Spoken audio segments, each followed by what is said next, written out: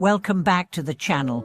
Today, we are going to discuss an important and often debated topic in Buddhist practice: how to purify the karmic obstacles that arise when consuming meat.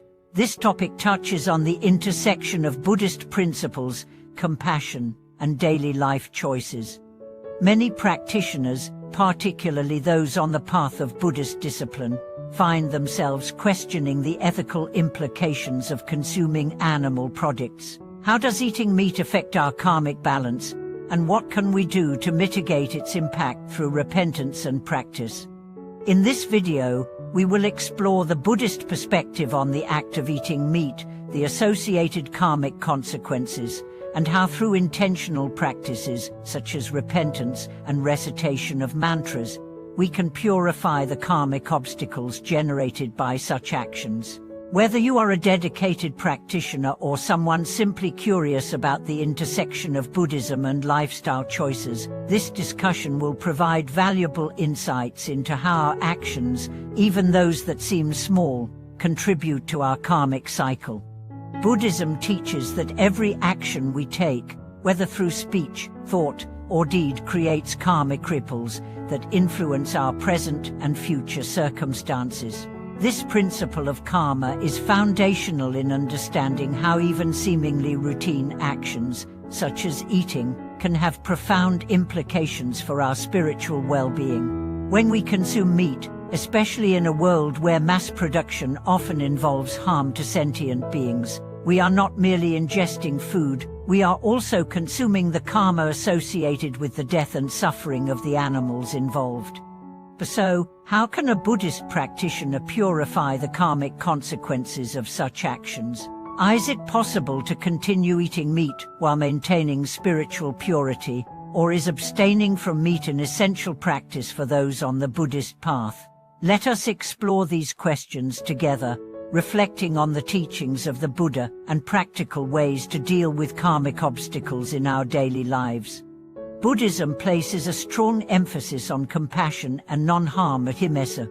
The Buddha himself taught that one of the highest forms of virtue is to cause no harm to any sentient being. The first precept of Buddhism, undertake the training rule to refrain from killing any living being, calls on practitioners to refrain from causing harm to others. Eating meat, especially when animals are killed under conditions that cause suffering, can be seen as contrary to this precept. In light of this, many Buddhist practitioners choose to adopt a vegetarian or vegan lifestyle as a way of aligning their actions with the core teachings of non-violence. However, the reality for many practitioners is that they may not have the option to entirely avoid eating meat. There could be cultural, social, or personal reasons that make it difficult to adhere strictly to a vegetarian or vegan diet. Moreover, in certain situations, eating meat might be a matter of necessity. How can a practitioner, in such circumstances, purify the negative karmic consequences of consuming meat? The first step is to cultivate a deep awareness of the karmic implications of our actions. This is a key tenet in Buddhist practice. Awareness, or mindfulness, allows us to reflect on our actions and their impact on the world. It is not enough to mindlessly consume food. We must recognize the interconnectedness of all beings and acknowledge that the food on our plate has come to us through the lives of other sentient beings. Once we have cultivated this awareness, the next step is to engage in the practice of repentance pratikramana. In Buddhist practice, repentance is not merely an act of feeling guilty or self-punishing.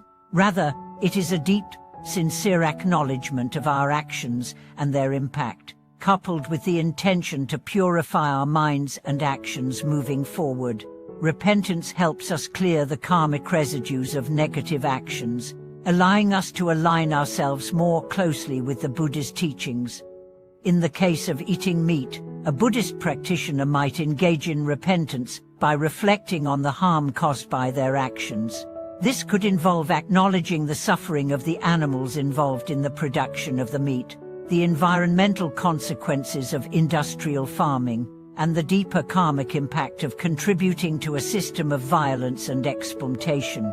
Through this acknowledgement, the practitioner can cultivate a sense of compassion and a determination to do better in the future. A powerful way to purify karmic obstacles is through the recitation of mantras. In Buddhist practice, the repetition of sacred words and sounds can help to purify the mind and create positive karmic energy. One mantra that is often recited to purify negative actions is the mantra of Avalokiteshvara Om Mani Padme Hum. Avalokiteshvara, the Bodhisattva of compassion, is considered the embodiment of compassion, and reciting this mantra invokes his energy to help purify negative karma. In the case of eating meat, reciting this mantra before or after eating can help to purify the karmic consequences associated with consuming meat. The practitioner may focus their mind on the intention to release any negative energy generated by the act and to transform it into positive energy.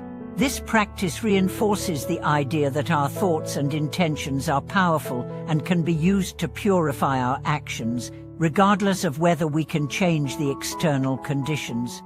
It is important to note that the act of purifying karmic obstacles through repentance and mantra recitation is not a way to simply cover up our actions or avoid responsibility for them. Rather, it is a way of acknowledging our mistakes, transforming our mindset, and making a conscious effort to reduce harm in the future. The practice of repentance should lead to a transformation of our behavior both in terms of our food choices and in other aspects of our lives. Beyond repentance and mantra recitation, another critical practice for purifying karmic obstacles is the cultivation of generosity dana and compassion karuna. In Buddhism, generosity is seen as a powerful antidote to attachment and selfishness. By practicing generosity, especially in ways that benefit other sentient beings, we counteract the harm caused by actions like eating meat. A practitioner may choose to donate money to charities that promote animal welfare or support causes that help alleviate the suffering of animals. Alternatively, they might choose to dedicate their practice of generosity to the well-being of all beings, offering their resources to alleviate hunger and suffering in their communities. Such acts of compassion and generosity can go a long way toward purifying the negative karmic effects of consuming meat, as they help shift the practitioner's focus from personal consumption to the welfare of others. Lastly, one must remember that the key to purifying karmic obstacles is awareness and commitment to self-improvement. The process of purifying negative karma is not an instant one, and it requires patience, dedication, and sincere effort. As a practitioner, it is crucial to examine our own motivations and make a consistent effort to improve, learning from our mistakes and striving to align our actions with the values of compassion, non-violence, and mindfulness.